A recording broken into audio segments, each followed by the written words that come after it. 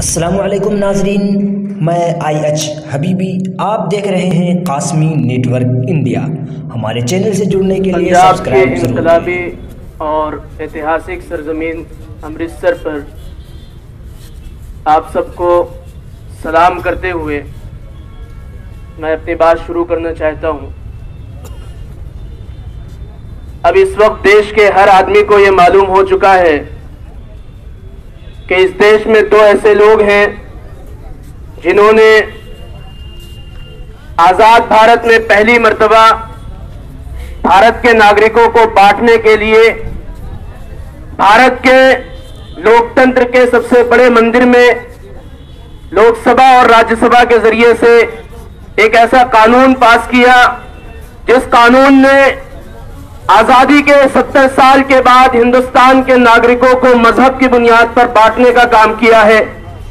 इस वक्त पूरे मुल्क में जिस तरीके से हमारी माएं और बहनें और जिस तरीके से पूरे मुल्क के स्टूडेंट्स इंसाफ पसंद हिंदुस्तानी जनता इस काले कानून के खिलाफ आवाज बुलंद कर रहे हैं, पंजाब के ऐतिहासिक सरजमीन अमृतसर से मैं उन सबको सलाम पेश करना चाहता हूं, इस उम्मीद के साथ कि ये कारवां अमृतसर से भी निकलेगा और पूरे मुल्क में जहां जहां शाहीन बाग बने हुए हैं, पूरे मुल्क में जहां जहां इस काले कानून के खिलाफ आवाज बुलंद की जा रही है, पंजाब के गयूर इंसाफ पसंद लोग पूरे मुल्क के शाहीन बागों में जाएंगे, सॉलिडारिटी दिखाएंगे, उन बहनों को इस यकीन के साथ, इस उम्मीद के साथ, इस मजबूती के साथ उनके साथ खड़े होंगे कि तुम आगे आओ, तुम इंसाफ के लिए आवाज बुलंद करो, तुम हिंदुस्तान के संविधान की रक्षा करो,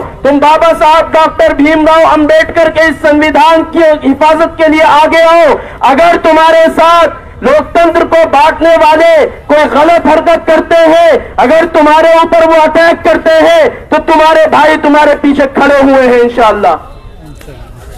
मैं इस उम्मीद के साथ अमृतसर की सरजमीन पर आया हूं कि इस वक्त पूरे मुल्क में CAA के बाद जो सबसे बड़ा मुद्दा है वो NPR है। NRC पर भारतीय जनता पार्टी, बल्कि अब ये कहे कि हमारी सरकार ने ये कहा है कि NRC पर अभी हमने कोई बातचीत नहीं की। मिस्टर अमित शाह, हमें आप पर बिल्कुल भी भरोसा नहीं है, क्योंकि आपने 9 मर्तबा लोकसभा और राज्यसभा में और बार बार आपने जनसभाओं में यह कहा कि कोरोनालॉजी समझ लीजिए, पहले CAB आएगा उसके बाद NRC आएगा। इसलिए हमें आप पर कोई भरोसा नहीं है। आप जिस लोकसभा और राज्यसभा के पटल पर खड़े होकर ये झूठी बातें आपने कही थी कि NRC लाकर इस देश से घुसपैठियों को बाहर करेंगे, जब तक उसी लोकसभा और राज्यसभा में आप ये लिखकर नहीं दे देते हैं कि हमने NRC पर कभी कुछ नहीं सोचा है और आगे हम कभी NRC नहीं कराएंगे, उस वक्त तक ये आंदोलन रुकने वाला नहीं है इंशाअल्लाह। अब हम बात करते हैं NPR की। नेशनल पॉपुलेशन रजिस्टर का मैनुअल आ चुका है। 1 अप्रैल 2020 से 30 सितंबर 2020 के बीच में केंद्रीय सरकार पूरे देश में NPR को लागू करना चाहती है।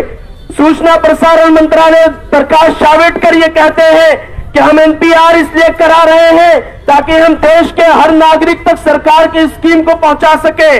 वो ये भी कहते हैं कि हम NPR इसलिए कराना चाहते हैं ताकि हमारे पास देश के तमाम नागरिकों का बायोमेट्रिक और डेमोग्राफिक जानकारी हमारे पास हो। उन्होंने ये भी कहा कि हम NPR इसलिए कराना चाहते हैं ताकि देश के तमाम नागरिकों को हम एक कार्ड जारी कर सके, एक क्लिक के जरिए से हम उन तक पहुंच सके। मिस्टर प्रकाश जावड़ेकर, मिस्टर अमित शाह और मिस्टर नरेंद्र मोदी, आप तीनों कान खोलकर सुन लीजिए, अगर इसी मकसद के लिए NPR कराना है तो यह आधार कार्ड किस काम का है, जिसके लिए आपने इतनी मर्तबा दावे किए हैं कि आधार कार्ड एक सबसे सेफ और सबसे बेहतरीन और सबसे डिजिटल प्रोसेस है भारत के नागरिकों तक पहुंचने के लिए। इसलिए आप पागल बनाना बंद करिए, झूठ बोलना बंद करिए और ये बताइए देश को कि आप NRC पर पीछे हट चुके हैं, क्योंकि भारत की जनता समझ चुकी है कि NRC हो नहीं सकती, इसलिए आपने NPR को NRC बना दिया है। मैं अमृतसर की धरती से यह भी कहना चाहता हूं और अपने तमाम सिख भाइयों को सलाम करते हुए, तमाम कम्युनिटी के लोगों को सलाम करते हुए कहना चाहता हूं, मैं ये जान रहा हूं, मुझे ये पता चला है कि आज के इस रोष कार्यक्रम में हर धर्म के, हर समाज के, हर आइडियोलॉजी के और हर नजरिए के लोग मौजूद हैं। मैं उन तमाम के साथ मिलकर यह कहना चाहता हूं कि भारतीय जनता पार्टी एनपीआर पूरे मुल्क में इसलिए लागू करना चाहती है ताकि वो डाउटफुल सिटीजन्स की एक लिस्ट बना सके और फिर उनकी एनआरसी करा सके। तो क्या आप लोग एनपीआर के बाइकआउट के लिए तैयार हैं?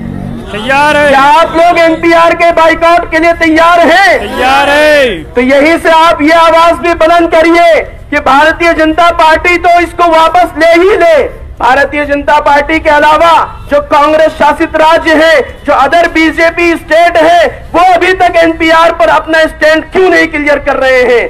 मैं अमृतसर की धरती से हमारे कैप्टन अमरिंदर सिंह से कहना चाहता हूं, पंजाब की सरकार से कहना चाहता हूं कि आपने सीए के विरुद्ध रेजोल्यूशन पास किया, हम आपको सलाम करते हैं, लेकिन एनपीआर पर आप अपने स्टैंड कब क्लियर करेंगे?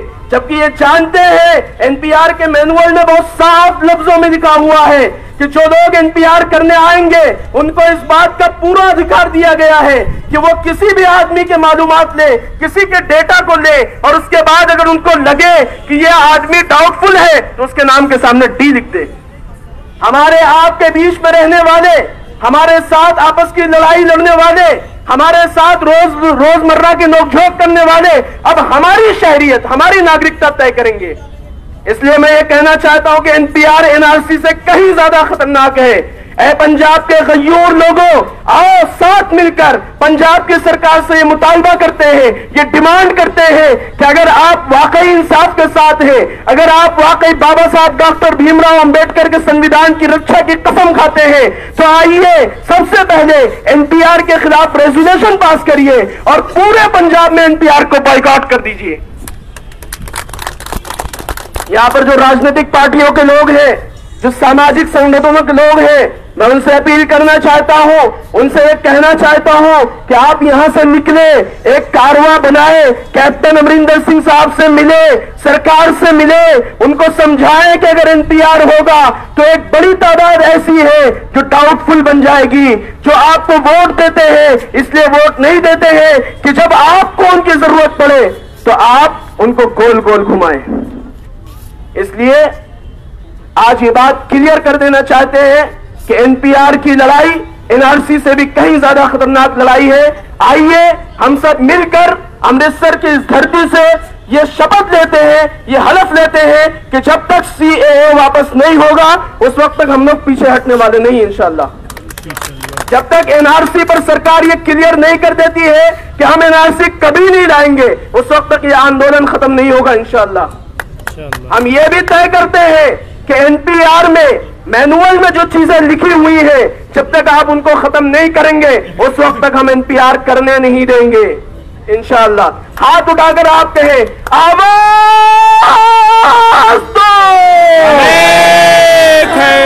अरे मोदी योगी शर्म करो, शर्म करो, शर्म करो। अरे मोदी शाह शर्म करो, शर्म करो, शर्म करो। अरे शर्म नहीं तो डूब मरो, डूब मरो, डूब मरो। अरे एनआरसी को वापस लो, वापस लो, वापस लो। अरे एनआरसी को वापस लो, वापस लो, वापस लो। अरे एनपीआर को वापस लो, वापस लो, वापस लो। अरे एनपीआर को वापस लो, वापस लो, वापस लो।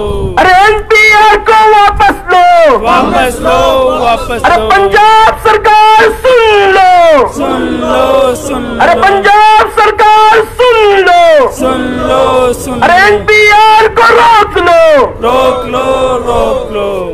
अजीज भाइयों, मैं आप सबको सलाम करना चाहता हूं कि आपने आज का ये कार्यक्रम पूरे देश के उन तमाम लोगों की आवाज के साथ आवाज मिलाने के लिए रखा है जो पिछले 70 दिन से संविधान की रक्षा के लिए सड़कों पर हैं। शाहीन बाग की माए और बहनें, जामिया मिल्लिया के गयूर नौजवान पूरे देश में घूम घूम कर इंसाफ की आवाज बुलंद कर रहे हैं, संविधान की रक्षा की कस्में दिला रहे हैं, हलफ दिला रहे हैं। हम आपसे इस उम्मीद के साथ यहां से रुखसत होना चाहते हैं कि आप सब, सारे कम्युनिटी के लोग, सारे समुदाय के लोग सारे आइडियोलॉजी और नजरिए के लोग अपने तमाम आपस के झगड़ों को भूलकर, तमाम आपस के इंतशार को भूलकर एक कारवां बनाइए, यहां भी शाहीन बाग शुरू करिए, यहां से निकलिए, उत्तर प्रदेश में आइए, बिहार में आइए, दिल्ली में आइए, पूरे देश में जहां जहां आंदोलन चल रहे हैं उनको मजबूत करिए।